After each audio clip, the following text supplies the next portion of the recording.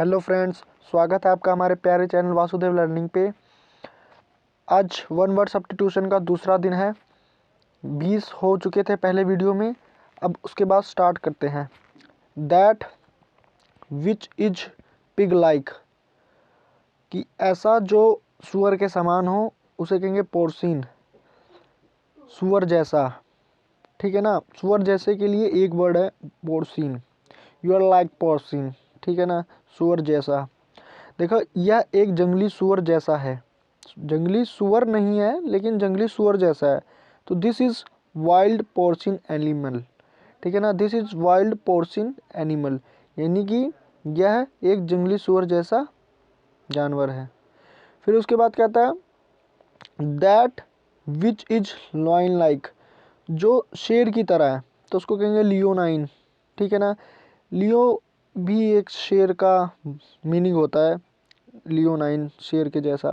That which is fox like, जो लोमड़ी के समान हो उसको कहेंगे वल्पाइन। फिर उसके बाद है that which is dog like, तो इसमें जो कुत्ते के समान हो उसके लिए कैनाइन का यूज़ करेंगे। कैनाइन कुत्तों से संबंधित, ठीक है ना, कैनिस फैमिलियर इसका कुत्ते का वैज्ञानिक नाम भी होता है। जैसे लिखा है कुत्ते की वफादारी अनश्य होती है, कैनाइन फेथफुलनेस इज नॉन परशेबल। फिर उसके बाद अगला है that which can be rooted out, जिसे रूट करके निकाला गया हो। ठीक है ना, जिसे क्या करके निकाला गया, रूट करके, उसके कहेंगे इरेडिकेबल। इरेडिकेबल मिट जाने योग्य। ठीक है ना, ऐसा व्यक्ति जिसको निकाला गया है बहुत ही कठिनाई से, वो मिट जाने योग्य था, यानी निराक्षरता मिट जाने योग्य है। यानी कि जो निराक्षरता इलिटरेसी है वो क्या है, मिट जाने योग्य है। इलिटरेसी इज इरेडिकेबल, ठीक है ना, मिट जाने के योग्य है। That which can not be calculated, जिसे गिना ना जा सके, जिसे क्या किया ना जा सके, गिना ना जा सके, उसको कहते हैं इनकैल्कुलेबल। इनकैल्कुलेबल, ठीक है ना, इसका मतलब होता है अनगिनत। इसमें देखिए पुष्प कितने अनगिनत हैं जिसे गिना नहीं जा सकता। फूलों की अनगिनत संख्या, द इनकैल्कुलेबल नंबर ऑफ फ्लावर्स। फिर उसके बाद अगला देखिए that which can not be perceived by touch, ऐसा जिसे परसीव्ड मतलब होता है पता लगाना, ठीक है ना, वर्णन करना। बाय टच छू कर, जिसे छू कर वर्णित नहीं किया जा सकता है उसको कहेंगे इंटेंजिबल, यानी आस्पर्शी। ठीक है ना, छू कर वर्णित नहीं कर सकते हैं तो वो क्या होगा, आस्पर्शी, intangible.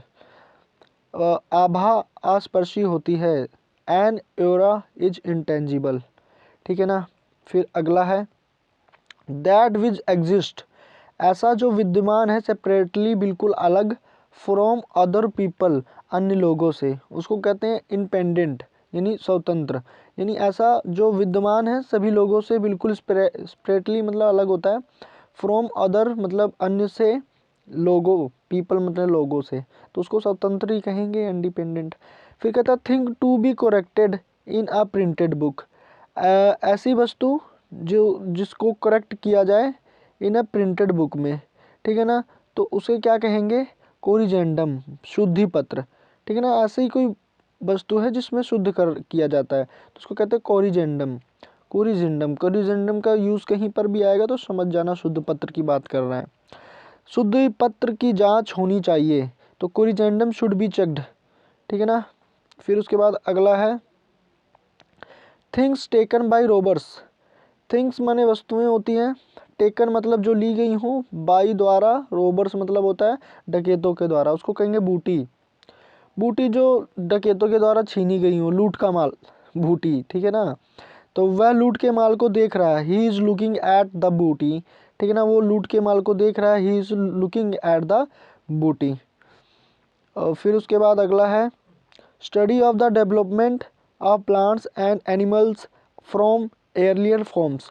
Study of the development, ठीक है ना, स्टडी मतलब अध्ययन करना, डेवलपमेंट मतलब विकास, ऑफ प्लांट्स मतलब पौधों के विकास का अध्ययन करना, एंड और एनिमल्स और जानवरों के विकास का, एनिमल्स और प्लांट्स के विकास का, डेवलपमेंट का अध्ययन करना, स्टडी करना, फ्रॉम एर्लियर फॉर्म्स, यानी कि एर्लियर मतलब पहले और फॉर्म्स मतलब रूप से, यानी कि जो प्लांट और एनिमल हैं उसके पहले जो वंश हैं, ठीक है ना, पहले वाले वंश, उनका जो अध्ययन किया जाता है उसे क्या कहते हैं, जीनियोलॉजी।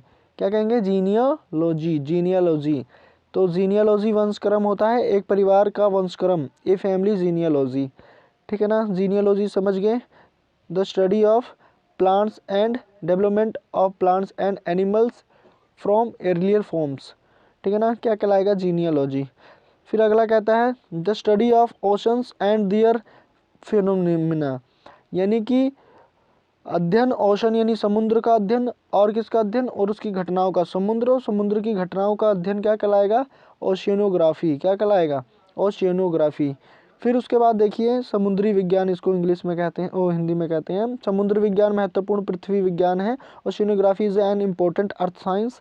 फिर उसके बाद देखिए अगला है स्टडी ऑफ लॉ, कानून का अध्ययन, नोमोलॉजी, ठीक है ना। मन के सोचने की प्रक्रिया, अगला बंदा क्या सोच रहा है, क्या लगा सकता है अनुमान। तो नोमोलॉजी प्रत्येक व्यक्ति में अलग होती है, nomology difference in each person, in each person, तो nomology differs in each person. Study of fossils, ठीक है ना, फॉसिल्स मतलब होते हैं जीवाश्म, तो प्लांटियोलॉजी कहलाता है इसका, प्लांटियोलॉजी, प्लांटोलॉजी, प्लांटोलॉजी। फिर उसका अगला देखिए स्टडी ऑफ एशियंट थिंक, यानी कि पुरानी चीज़ों का अध्ययन, लाइक टॉम्स, टॉम्स मतलब कब्र, एंड ब्यूरिड टाउन्स, यानी दबे हुए, टाउन्स मतलब होता है नगरों का अध्ययन, उसको कहेंगे आर्कियोलॉजी। क्या कहेंगे, आर्कियोलॉजी, यानी कि पुरानी चीज़ों, जैसे कहा जाए कब्र वगैरह, और खुद ही जो दबे हुए हैं कई सालों से टाउन्स, नगर, इनका सबका खोद के निकाला जाए, और इतिहास वगैरह, तो पूर्व इतिहास की पढ़ाई, उसको कहेंगे आर्कियोलॉजी। आर्कियोलॉजी देखिए ये बंदा खोद के निकाला इसने एक नगर का, कई पत्थर वगैरह हैं, मूर्तियाँ वगैरह। देखो कह रहा है ये पूर्व की पढ़ाई में रुचि रखते हैं, ये जो बंदा है ना पूर्व की पढ़ाई में बहुत ही रुचि रखता है, he is interested in archaeology, archaeology मतलब पूर्व की पढ़ाई। अगला देखिए स्ट्रॉन्ग डिज़ायर फॉर फूड, बहुत बड़ी इच्छा रखना, बहुत ही ज़्यादा इच्छा रखना खाने के लिए, मतलब थोड़ा में उसका मन नहीं भरता है, बहुत ही ज़्यादा, ठीक है ना, उसको जितना दे दो उतना ही कम है। और वेल्थ मतलब संपत्ति, यानी कि संपत्ति और खाने में बहुत ही ज़्यादा लालच रखना, क्या कहलाएगा, डिज़ायर, इच्छा रखना क्या कहलाएगा, लालच। यानी कोई भी सीमा से अधिक, किसी लिमिट से अधिक फूड और वेल्थ की डिज़ायर रखोगे तो उसको क्या कहेंगे, लालची तो कहेंगे, तो लालच की इंग्लिश होती है ग्रीड, ठीक है ना। फिर अगला देखिए स्ट्रॉन्ग डिसलाइक, बहुत ज़्यादा डिसलाइक करना, बिटवीन टू पर्सन, दो व्यक्तियों के बीच में बहुत ही ज़्यादा डिसलाइक, तो उसको कहेंगे एंटीपैथी, यानी कि घृणा। डिसलाइक, लाइक माने पसंद करना, डिसलाइक माने ना पसंद करना, तो दो व्यक्तियों के मध्य स्ट्रॉन्ग डिसलाइक होगा तो उसको होगा घृणा कहेंगे भैया, एंटीपैथी इसका मीन्स होता है, उसके प्रति उनकी घृणा, हिज एंटीपैथी टुवार्ड्स हिम, तो एंटीपैथी के साथ ऑलवेज यूज टुवार्ड्स प्रीपोजिशन। फिर उसके बाद कहता है स्ट्रीम फ्लोइंग, स्ट्रीम मतलब धारा, फ्लोइंग मतलब बहती है, इनटू अनदर बिग रिवर, एक अन्य रिवर में यानी नदी में, मतलब कि कहा दिया जाए एक ये रिवर है तो दूसरी उधर से धारा आ रही है उसमें मिल जा रही है, ठीक है ना। जैसे हमारी एक गंगा रिवर है, गंगा रिवर लगभग ऐसे है, ठीक है ना, तो एक उसमें नदी आकर मिल जाती है, मतलब यहीं से एक नदी और निकलती है जिसका नाम होता है यमुना, इसकी सहायक नदी है, तो ये इसी गंगा से निकली हुई नदी है यमुना, तो इस यमुना को ट्रिब्यूटरी कहते हैं, यानी सहायक नदी का मतलब होता है ट्रिब्यूटरी, यानी stream flowing into another big river, यानी बहुत बड़ी नदी से एक अलग धारा निकलना, वही क्या कहलाएगा, ट्रिब्यूटरी। वो बड़ी धारा जो निकलेगी उसी उसी को ट्रिब्यूटरी कहेंगे, और इसकी हिंदी होती है सहायक नदी। कभी कभी पूछा जाता है सबसे बड़ी भारत की सहायक नदी कौन सी है, तो यमुना है। तो देखिए फिर अगले आ रहा है ट्रिब्यूटरी, देखिए सहायक नदी, दो नदियाँ आपस में मिल रही हैं, एक गंगा और दूसरी यमुना आपस में मिल जा रही हैं, फिर आगे चली जाती हैं ऐसे मिलकर, ठीक है ना। और यही इसको क्या कहेंगे, यमुना को क्या कहेंगे, गंगा की सहायक नदी, और इसकी इंग्लिश होगी ट्रिब्यूटरी ऑफ गंगा। फिर अगला देखिए क्या है, stealing from the writings of another's, यानी कि क्या हुआ, स्टीलिंग मतलब चुराना, फ्रॉम द राइटिंग्स मतलब किसी लेखक की लेखिका से, स्टीलिंग मतलब चुराना, ऑफ अदर्स किसी अन्य लेखक की लेखिका से चुराना, क्या चुराना, राइटिंग्स, ठीक है ना। तो उसको कहेंगे प्लेगियरिज्म, प्लेगियरिज्म, ठीक है ना, उसको कहेंगे प्लेगियरिज्म। इसको साहित्य की चोरी कहा जाएगा। फिर उसके बाद अगला देखिए, वह साहित्य की चोरी में शामिल है, he is involve in a plagiarism, ठीक है ना। फिर अगला देखिए, statement that is obviously true, ऐसा कथन जो हमेशा सत्य हो, ठीक है ना। तो उसको कहेंगे प्लेटिट्यूड, प्लेटिट्यूड सामान्य विवरण, सामान्य बात, जैसे सूर्य पूर्व में उगता है, तो भाई ये हमेशा सही है, ऑब्वियसली राइट है, ऑब्वियसली ट्रू है, तो ये प्लेटिट्यूड कहलाएगा, सामान्य विवरण कहलाएगा, ठीक है ना। वह सामान्य विवरण में भाषण देती है, she gives A platitude speech. तो देखिए एक बारी फिर से रिवीजन कर लेते हैं हम इनका। तो that which is pig like, जो पिग के समान हो, पोर्सिन कहलाएगा। That which is lion like, leonine. That which is fox like, vulpine. फिर that which is dog like, canine. फिर उसके बाद है that which can be rooted out, eradicable. फिर उसके बाद that which can not be calculated, incalculable. फिर उसके बाद अगला है that which can not be perceived by touch, intangible. फिर उसके बाद है that which exist separately from other people, independent. फिर thing to be corrected in a printed book, corrigendum. फिर अगला है this things taken by robbers, जो उसको इसका होगा बूटी। फिर अगला देखिए, study of the development of plants and animals from earlier forms, genealogy. फिर study of oceans and their phenomena, oceanography. Study of law, nomology. Study of fossils, palaeontology. Study of ancient things like tombs, buried towns, archaeology. Strong desire for food, wealth, grid.